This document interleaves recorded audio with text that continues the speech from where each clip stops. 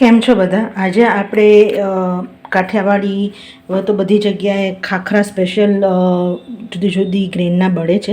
તો આજે આપણે ઘરે ખાખરા કેવી રીતે બનાવશું એ શીખવાડીશ. અને આજે જે ખાખરા બનાવીએ છીએ ઘઉંના લોટમાંથી બનાવવાના નથી. આજે આપણે જુવારના સ્પેશિયલ મસાલા ખાખરા બનાવવાના છીએ. બજારમાં જે ખાખરા મળે છે ને એની અંદર પ્યોર મેંદો જ હોય છે. બહુ જ ઓછી જગ્યાએ જુદા જુદા ગ્રેન્સના એટલે કે ઘઉંના, જુવારના, રાગીના ખાખરા મળતા હોય છે. તો તમે ઘરે આવી રીતે તમે ખાખરો બનાવશો ને તો તમને બહુ જ ઇઝી પડશે.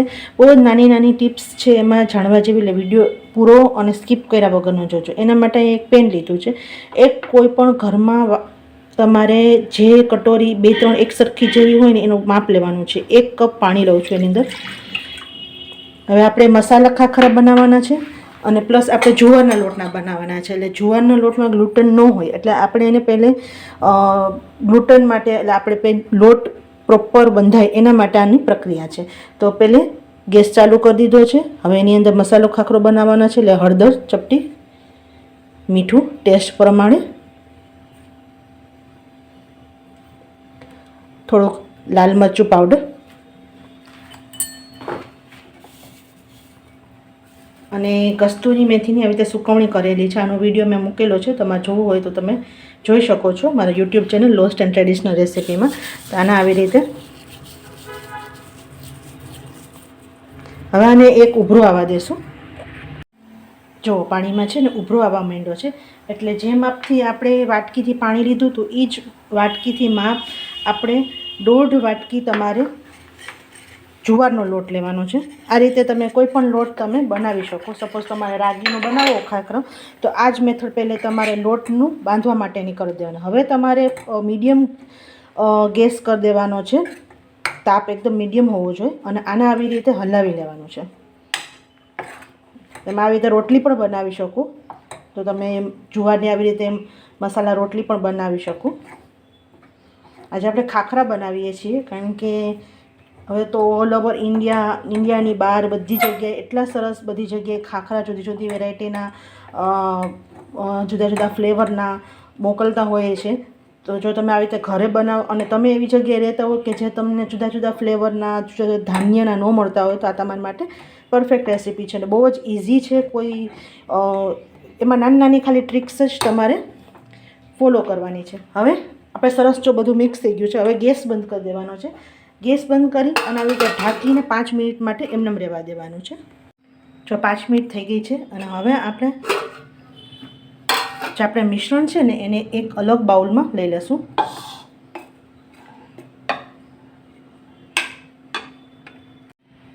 જો તમે કદાચ વિડીયોમાં દેખાતું હશે કે મિશ્રણમાંથી હજી ધુવાણો નીકળે છે કારણ કે આપણે ઢાંકીને રાખ્યું હોય એટલે બાફ જે અંદર હોય ને અંદર રહે. હવે આપણે લોટ બાંધવો હોય ને એટલે આપણા હાથ સીધા આપણે તમે આમ કરો એટલે તમારે હાથ દાજી જાય અને સેજ હજી આમાં પાણી જરૂર છે કારણ કે તમે જોઈ શકો છો કે હજી આપણે લોટ બંધાય એવી સ્થિતિમાં નથી. તો આ માટે શું કરવાનું કે થોડુંક આવી રીતે ઠંડુ પાણી લેવાનું છે અને હાથને થોડીક વાર આવો ભીનો કરી દેવાનો છે. જો તમારે રીતે ગરમ આટલું સહન ન થાય તો તમે થોડીક વાર ઠંડુ પણ કરીને આ વસ્તુ કરી શકો. પણ જો તમે મેનેજ કરી શકતા હોય તો આવી રીતે થોડું થોડું હાથ ખાલી ભીનો જ કરવાનો છે. આવી રીતે જો બહુ જ જરાક ખાલી હાથ ભીનો કરી અને આવી રીતે લોટ બાંધી લેવાનો છે. જો સરસ લોટ બંધાઈ ગયો છે. બહુ વધારે પાણી ન લેતા. તમને એવું લાગે કે તમારે બિલકુલ સહન નથી થાય એમ ગરમ આવી રીતે તો 5 મિનિટ આપણે જે લોટ ઢાંક્યો પછી કોઈ પણ એક બીજા વાસણમાં કાઢી અને થોડીક વાર ખુલ્લું રાખી દેવું. અને જો વધારે પડતો ઢીલો થઈ જશે તો પણ તકલીફ પડશે. હવે આપણે આને સરસ ઘી લઈ, હું ખાખરામાં કે તેલનો ઉપયોગ નથી કરતી કે ઘીનો એક અલગ જ ટેસ્ટ હોય છે. એકદમ સરસ લાગે છે ખાખરામાં. છતાં તમારે તેલ યુઝ કરવું હોય તો તેલ યુઝ કરી શકશો. તો આવી રીતે જરાક આપણે ઘીનું સરસ મોણ લઈ અને આને સરસ ફૂળવી લેશું આવી રીતે. કારણ કે આ લોટ અત્યારે ગરમ છે એટલે 2 મિનિટ માટે હું એને રેસ્ટ આપીશ એટલે થોડોક ઠંડો થઈ જાય. પછી આપણે એને ખાખરા કેવી રીતે બનાવવા અને ખાખરામાં હવે જે ખાખરા બનાવવાની જે મેઇન અત્યારે ચાલુ કરશું આપણે એમાં ખાસ નાની નાની બાબત ધ્યાન રાખવાની છે. ખાખરા બનાવવા બહુ જ ઇઝી છે પણ ક્યાંક સ્ટેપે શું કરવું એ બહુ જરૂરી છે. 2 મિનિટ આપણે રેસ્ટ આપશું થોડોક લોટ ઠંડો થઈ જાય એટલા માટે. તો હવે આપણે ખાખરા માટે પહેલાં આપણે રોટલી કરવી પડશે અને મીડિયમ તમારે આપણે શેપમાં, અને બહુ મોટા ખાખરા નથી કરતા, મીડિયમ, કારણ કે આપણી તવી હોય ને એ બહુ મોટી ન હોય, એટલે આપણે મીડિયમ રોટલી એક થાય ને આપણી નોર્મલ રોટલી જે કરતા હોય એ પ્રમાણે કરશું. તો આવી રીતે લુયો લઈ લીધો છે, અને ઓટામણ માટે હું આવી રીતે ઘઉંનો ઓટામણ લઉં છું થોડોક વણવા માટે. તો આવી રીતે ઓટામણ લઈ લીધું છે, અને હવે આપણે આને વણવાનું છે. જેમ આપણે રોટલી વણતા હોય એમ જ વણવાનું છે. ફરીથી થોડુંક ઓટામણ લઈ લેશું.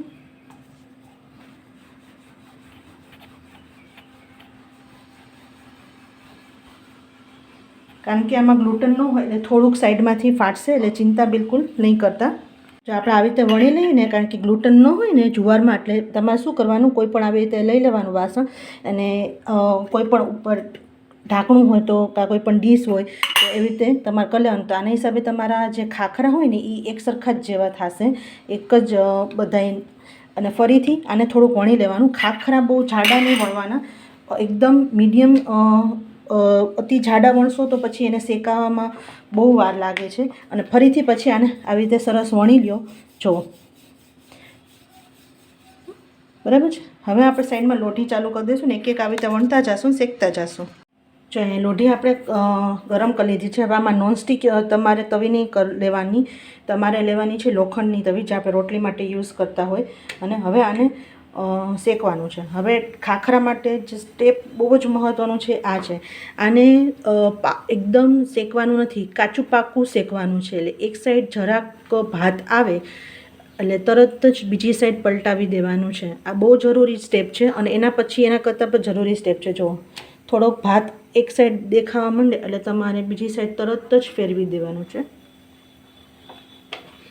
વિડીયો બિલકુલ હું સ્કીપ કર્યા વગરનો તમને બતાવું છું, જેથી તમને પૂરી માહિતી મળે. અને ખાખરા ઘરે શું કામ પ્રોપર નથી બનતા બજાર જેવા, અને ભાત પ્રોપર બળી જાય એવા ઘણી વખત થાય છે, એ પણ બહુ જરૂરી છે. જો આ બે સાઈડ જરાક થાય ને એટલે તમારે કોઈ પણ એક ડીશમાં આવી રીતે લઈ લેવાનું છે, અને અત્યારના જ શેકવાનું, આને ઠંડુ કરી દેવાનું છે. એવી રીતે આપણે બીજી રોટલી પણ આવી રીતે લેવાની છે, અને આવી રીતે બધી રોટલી કાચી પાકી શેકી અને એને ઠંડી કરવાની છે. પછી તમારે ખાખરા શેકવાના છે. જો તમે તરત જ આવી રીતે શેકો તો ખાખરા સરખા ન બને, કલર બહુ ડાર્ક આવે, અને ઘણી વખત કડછા પણ લાગે. હવે ખાખરા શું કામ આ સ્ટેપ કરીએ છીએ, કારણ કે ખાખરો મીન્સ ડ્રાય જે સ્નેક છે એનું મોઇશ્ચર ઉડાડવાનું. હવે તમે મોઇશ્ચર ન ઉડાડો, સીધું આમ શેકવા માંડો એટલે એને શેકતા બહુ વાર લાગે, એનું કલર છે ને બહુ ડાર્ક થઈ જાય. એટલે ખાખરા બનાવવામાં ખાસ ધ્યાન રાખવાનું.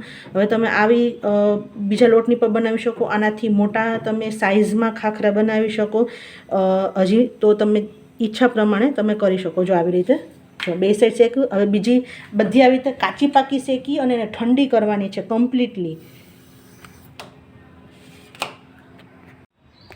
જો આપણે જુવારની બધી રોટલી આવી કાચી પાકી શેકી લીધી છે, પછી આપણે ઠંડી કરી લીધી છે, ટોટલી ઠંડી થઈ ગઈ છે. હવે આપણે ખાખરા શેકશું. ફરીથી આપણી ગેસની તવી ચાલુ કરી દીધી છે, અને જે ફરીથી આપણે રોટલી લીધી છે, હવે આપણે ઘીમાં સરસ શેકશું. ઘી લગાડીને જ શેકજો તો જ ખાખરા.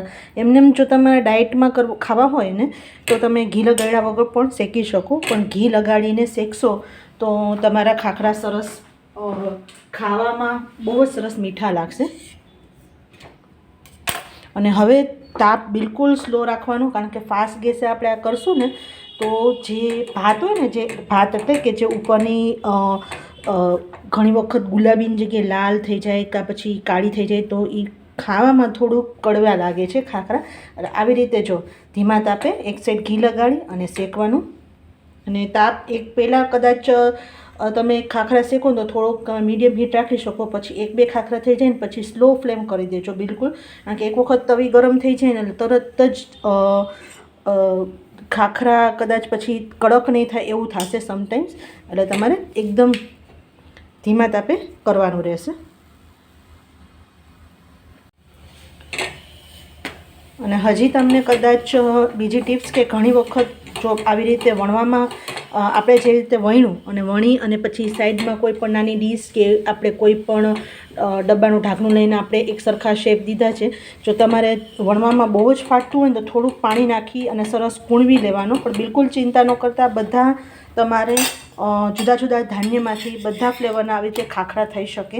અને જો આવી રીતે ધીમા તાપે કરો ને એટલે એક તો સરસ ખાખરા કડક પણ થાય અને બહુ લાલ પણ ન થાય. અને ઘીમાં શેકજો ફ્રેન્ડ્સ, તેલમાં બિલકુલ ન શેકતા, કાં ઘીમાં શેકજો અથવા તમે વગર ઘી પણ તમે શેકી શકો.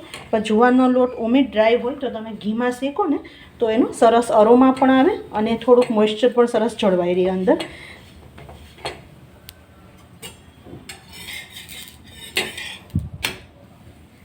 આવી રીતે અલગ પલટ કરવાનું છે અને સરસ આવી રીતે શેકવાનું છે. આપણો ખાખરો થઈ ગયો છે સરસ. જો આ બધા ખાખરા તમે શેકી લેજો અને ધીમા તાપે જ શેકવાના છે. એક એક ખાખરો ઉપર ઘી ચોપડી અને સરસ તમારે દબાવી અને સરસ શેકવાના છે. તો બધા ખાખરા આપણે તૈયાર કરી લઈશું. તો તૈયાર છે આપણા ખાખરા. અને તમે જોઈ શકો છો, હું તમને કટકા કરીને એને ભાત, જો બજારમાં જે ખાખરા મળતા હોય ને આ હું તમને કટકા કરીને બતાવું. જો તો તૈયાર છે. એકવાર ટ્રાય કરજો મિત્રો. ગમ્યું હોય તો લાઈક, શેર અને સબસ્ક્રાઈબ કરવાનું ભૂલતા નહીં. આવજો.